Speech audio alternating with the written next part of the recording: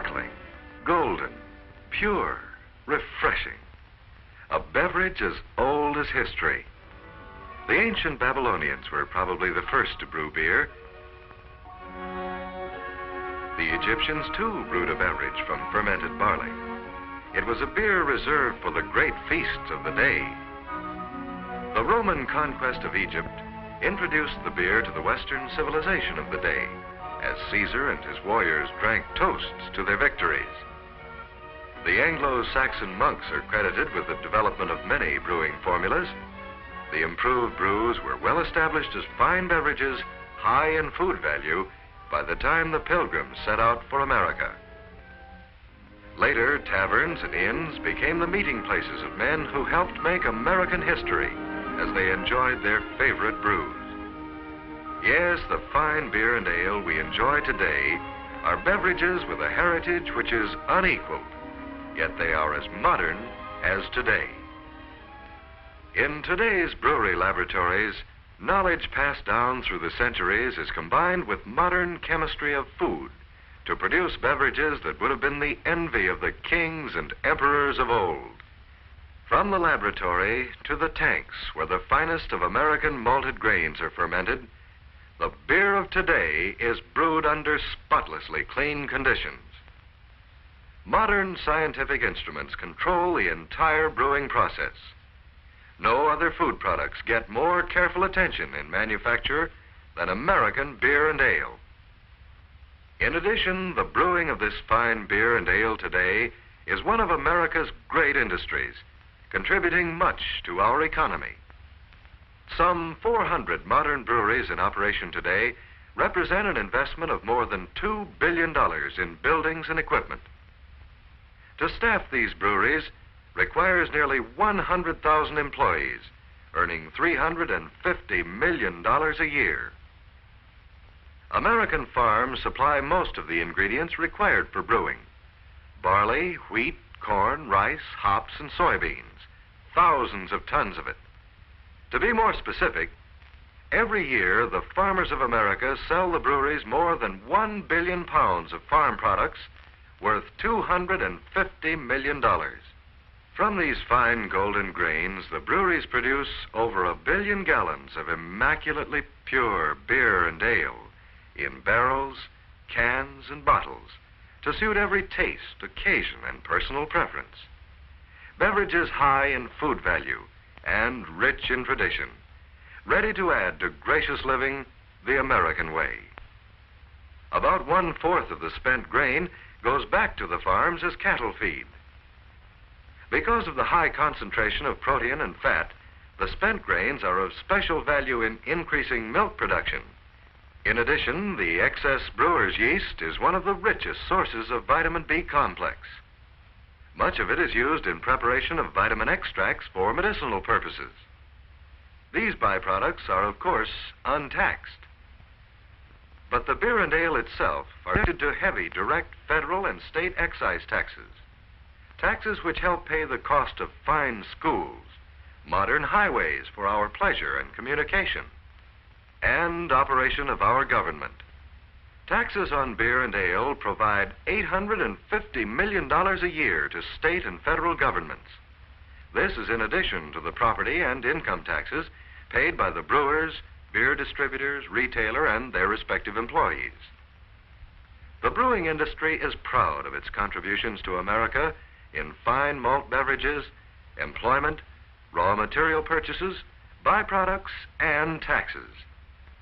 And so are the people who form the link between the brewers and the consuming public. As the connecting link, the men and women who distribute, sell, and serve malt beverages have a two-way responsibility. To the brewers, they are responsible for the protection of the quality of the beer and ale they handle. To the American public, the sellers and servers of beer have an even greater responsibility. And that's because, to the public, they are the brewing industry. They are good American citizens who take their responsibilities seriously. The distributors, for example, they know the importance of cleanliness. They make every effort to keep their storage buildings and delivery trucks spotless. Their drivers know the importance of friendliness, courtesy, and observance of traffic regulations.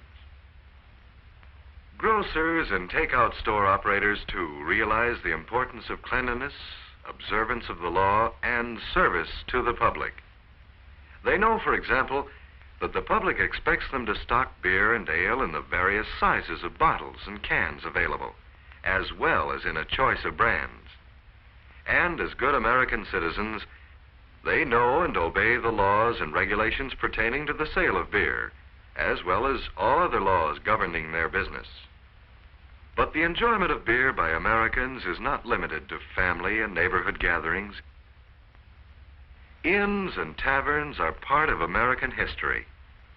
Today's taverns, though much more modern, strive to live up to the reputation established by the famous places of the past. Friendliness is still the aim, whether it be a sophisticated lounge, a small place in the industrial section of town, or the average tavern in the average neighborhood. The neighborhood tavern is a friendly meeting place for the community, the average citizen's club. Its owner, he's just another good American. He knows that he and his operation reflect on the whole brewing industry. He wants to keep that reflection a good one. And that's why he practices the 5 tested principles of good tavern operation. First of all, he protects the quality of the beer and ale he sells by serving it at the right temperature, whether it be in bottles or on draft. Second, he knows that he's serving beverages which are made under immaculate conditions. He believes they should be served in clean glasses and in clean surroundings. What's more, he knows that a tavern should be a friendly place where people can relax, discuss issues of the day, and enjoy sparkling malt beverages. People who come into his place are his guests. You might call that hospitality, something people expect in a tavern. That's especially important when it comes to serving members of the armed forces, whether they be from a nearby post, just passing through, or residents of the community on leave. The tavern operator knows he and the community have a responsibility to servicemen and women. He works with armed forces officials in all matters which might involve his operation so far as servicemen and women are concerned. And that brings us to the next principle of good tavern operation: observance of the laws. A good operator knows that laws are designed to help preserve the rights of everyone. He makes every effort to observe them and cooperates fully with all law enforcement agencies. Being a good citizen is the 5th principle of good tavern operation. He knows the public expects him and other businessmen to take an active part in all worthy local activities. He knows he must also serve on committees and support activities like the Community Chest, March of Dimes, Cancer Fund, Chamber of Commerce, and similar organizations. Yes, quality of product, cleanliness, friendliness, observance of the law, and good citizenship. These are the principles. There are some who look for any opportunity to magnify every mistake and use it to seek prohibition of the malt beverages, which add to the enjoyment of gracious living. However, more than 1 million Americans are a part of this great industry. As long as they and the millions more Americans whom they serve continue to live up to the fine heritage of beer and brewing, we can continue to enjoy gracious living with the help of fine beer and ale. Gracious living, self-government, freedom, tied to the way of doing things that have made the American economy what it is today and have helped make America great. That's the way we, as Americans, like it.